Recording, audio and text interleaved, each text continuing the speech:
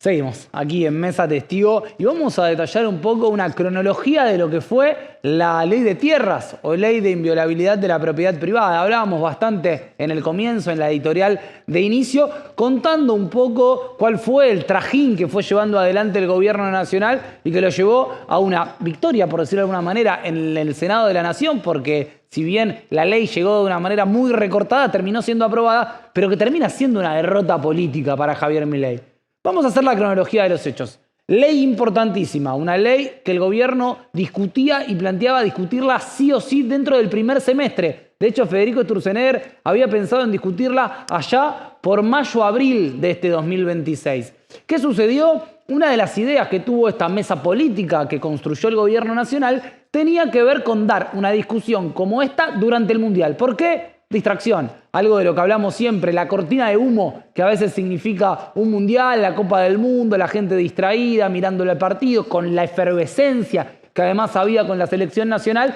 parecía una mirada interesante del gobierno. Bueno, primero que hubo una oposición que claramente dijo no, esto se está discutiendo durante el mundial, pero nosotros vamos a poner la discusión sobre la mesa, la vamos a plantear y machacando sobre eso.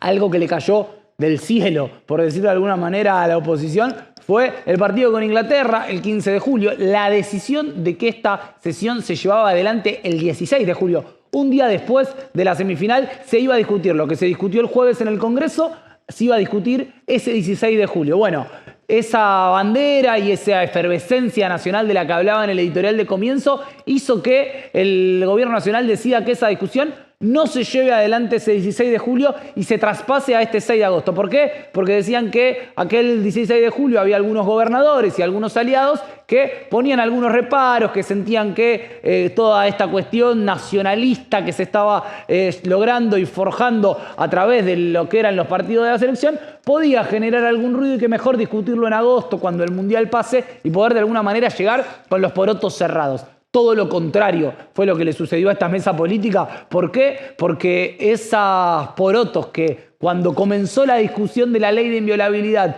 parecían garantizados, luego de lo que fue el retraso después de aquella semifinal de Argentina-Inglaterra, de la aparición de la bandera y de esta cuestión de la oposición y de los sectores opositores al gobierno de empezar a plantar con una frase que sin duda es uno de los emblemas que ha tenido esta ley de tierras, que era "la patria no se vende", hizo que pegue fuertemente esa frase y este proyecto que el gobierno lo planteaba como una transformación para los argentinos, que el gobierno lo pensaba y lo relataba como una cuestión que venía a dar garantías jurídicas a quienes querían invertir en la Argentina, se transformó pareciendo en una ley de venta de tierra, algo que al gobierno nacional lo golpeó fuertemente, más en el contexto en el que estamos discutiendo, donde luego del Mundial y de la aparición de la bandera, y hago mucho hincapié en la aparición de esa bandera porque pareció haber un quiebre,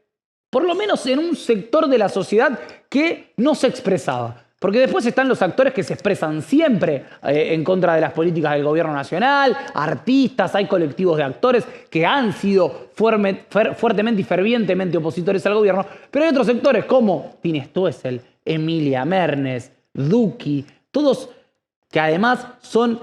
artistas que están relacionados a un mundo más joven, que era donde supuestamente el gobierno nacional tenía su mayor fortaleza, donde los jóvenes que bancan a Javier son los jóvenes que van a permitirle al gobierno nacional hacer una transformación de todo esto. Bueno, ante todo ese contexto, la aparición de estos sectores, ni hablar de jugadores de la selección argentina, ni hablar de artistas que sí fuertemente se le planteaban, y además muchos actores que eran aliados del gobierno que pusieron un freno. Por ejemplo, Jaldo, uno de los gobernadores peronistas que mejor se llevaba con el gobierno nacional y que dejó en claro que en este contexto no le iba a permitir al gobierno nacional que pueda ampliar el porcentaje de ventas. Esto hizo que el gobierno haga amagues de aquí para allá, haga una amague en lo que tiene que ver con una Patricia Bullrich diciendo, bueno, esto no es tan así, no es tan importante, en realidad esto es distinto, y teniendo que llegar al jueves 6 de agosto a la discusión al recinto sin la posibilidad de discutir el artículo 3, el capítulo 3 de esta ley, que era el capítulo que hablaba de esto. Bueno,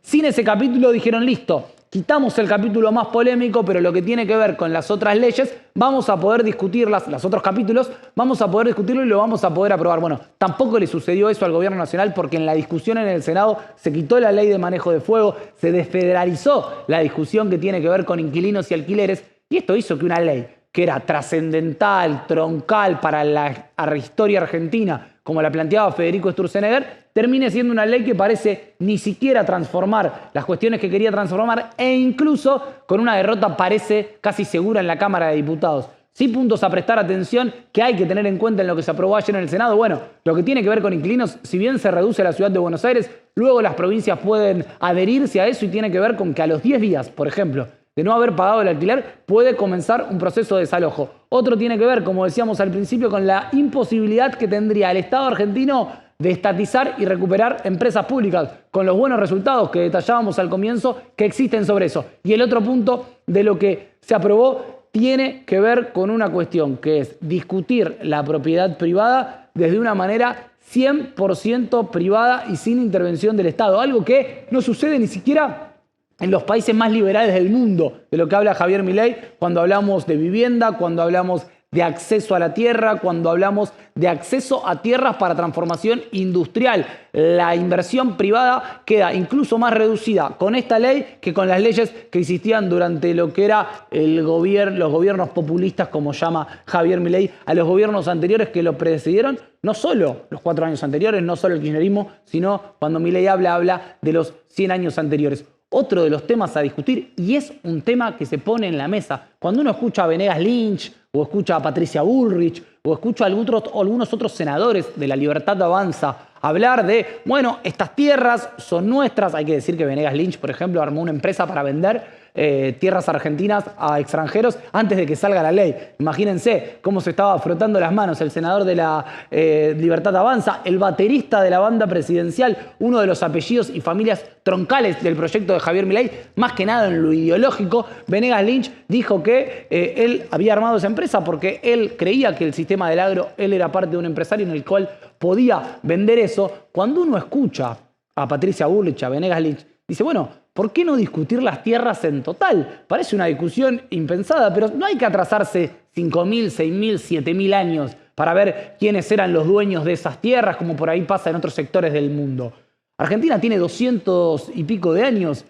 Hablar de quién se quedó con esos latifundios, quién fue el dueño de esa tierra, a quién le compró esa tierra, por qué tiene la cantidad de porciones de tierra que tienen algunas familias en la Argentina, es una discusión que todavía puede dar un país como este y que quizás en discusiones como esta, en la cual parecía ir para todo el lado contrario, lo que fue una modificación quizás del ánimo social en cuanto al pensamiento de la ley de tierras, pueda poner en discusión cuestiones que son un poco más profundas y que quizás la Argentina debería haber discutido en otro momento. Una derrota política muy fuerte para el gobierno nacional ha sido esta ley de inviolabilidad de la propiedad privada que mejor conocimos todos como la ley de tierras.